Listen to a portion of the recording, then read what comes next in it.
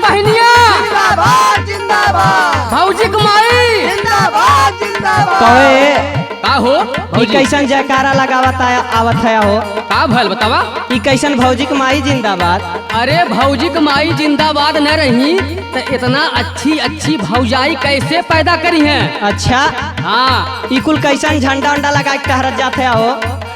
कहीं साया के तो कहीं धोती के देखत है। तो सुना भौजी दिखावत है। दरोगा साहब करिहा जज पर ताला हो रड़ुअन के बाहर ताला ये भौजी रड़ुअन के बाहर। ताला ये भौजी रड़ुअन के बाहर, ताला ये भौजी रड़ुअन के बाहर, ताला ये भौजी रड़ुअन के बाहर। जानू भौजी सुना सुनावा। साया साड़ी के हो झंडा बलहरत झंडा वाला रत हो, झंडा वाला रत, झंडा वाला रत हो, झंडा वाला रत। जंघिया हमारे या समनवा में टहरत। कन्या हमारे आसमनवा में टहरत, कन्या हमारे आसमनवा में टहरत। धीरे धीरे देखती तू लोगन के मन बढ़ल जात बा। मन नहीं बढ़ल जाता पहले ध्यान से सुना भौजी हम कौने मुसीबत में आई।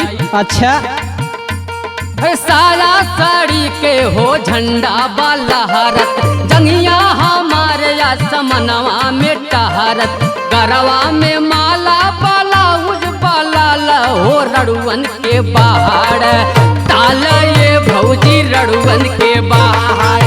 ताला ये भौजी रड़ुअन के बाहर, ताला ये भौजी रड़ुअन के बाहर, ताला ये भौजी रड़ुअन के बाहर।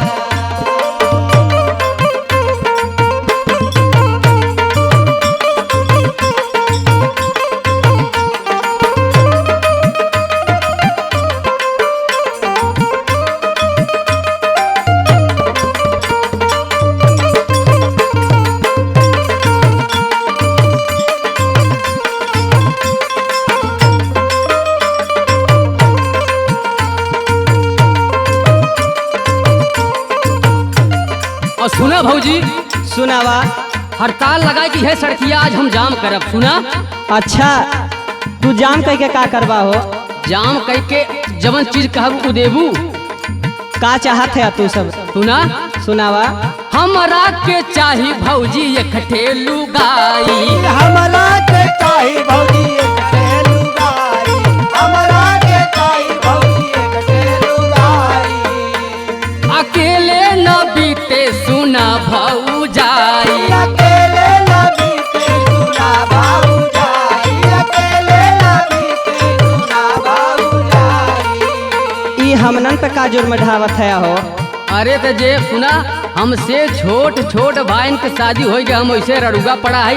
अरे तो अपने माई बाबूजी से कहा ने। माई बाबू से केहू के न कहे जा। अच्छा यह रामदयालगंज बाजार जाम करब डीएम एसपी कलेक्टर सब ही दरोगा साहब ही तो पूछ जांच होए तब हमें तत्काल मेहरारू चाहे तब ही चक्का जाम हटे। ठीक बा हो कैला अपने मन के करे चाहत हो तो। हाँ तो सुना हमरा के चाही भौजी एकठे लुगाई अकेले न बीते सुना भौजाई हमके में हरिया चाही तत्काल हो रड़ुअन के बाहर ताल ये भौजी रड़ुअन के बाहर। ताला ये भौजी रड़ुअन के बाहर, ताला ये भौजी रड़ुअन के बाहर, ताला ये भौजी रड़ुअन के बाहर।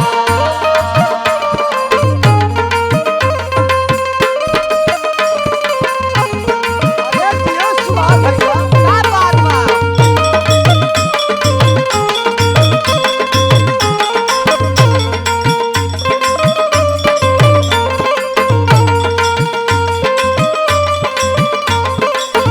अरे तो तोहार चाले वैसे बातों से के बियाह करी। कौन हमार चाल खराब बा भौजी। ई कुल चाल तोहार खराब ना बात। ई कुल का करत है हो। जवन करत है सही करत है। हाँ। तीन तीन ठे भैंस रखे है कि बिरादर देख के कम से कम बियाह कैले। हाँ दुई भैंस बियान बा 3 ठे पड़िया हो लेकिन तब कोनो मतलब ना हो। भगवान के दया से घर दुआर बनवाए ले है और नौकरी भी करीला। पता हो नौकरी कहाँ करी था? कहाँ हो?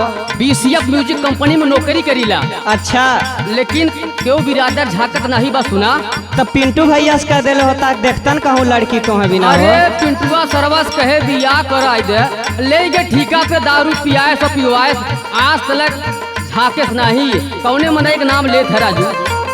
अरे तो दिन भर वही एक साथे सटल हालत कहब ना हुआ कमलेश खलीफा है इधर उधर घूम घूम कजरी गावन उनसे कह देले होता। अरे बाप रे बाप, कमलेश खलीफा के पलालू के सबके जान गए, सबके जान गए और सबसे जान ए सबसे बढ़ के राम अवध भैया हैं। राम अवध के जानल? हाँ हो जौन हारमोनियम बजावन है ना। बस बस बस अब वो नहीं से कहब काहे बदे कि वो सम्मानित आदमी हैं हो सके हमार बियाह हो जाए। ठीक बा हो, लेकिन ई मत सोचा चक्का जाम करब कौनो बिरादर ना आवे दुआरवा। आवे दुआरवा हो आवे दुआरवा आवे दुआरवा हो आवे दुआरवा। पुला फरी आई जब बोला बनरवा। बोला बनरवा हो बोला बनरवा बोला बनरवा हो बोला बनरवा। चाहे तो के अच्छा लागे चाहे बुरा लागे हम बार बार नारा बोलब। बड़की भौजी जिंदाबाद जिंदाबाद। पूरा गांव के भौजाई जुट जही तब तू लोग माना जिन तबो जिन माना जिंदाबाद जिंदाबाद बोलत रहे। बोलत रहा जब से SPDM आई न जाए कमनो बिरादर ना आवे दुआरवा। पुला फरी आई जब बोला बनरवा।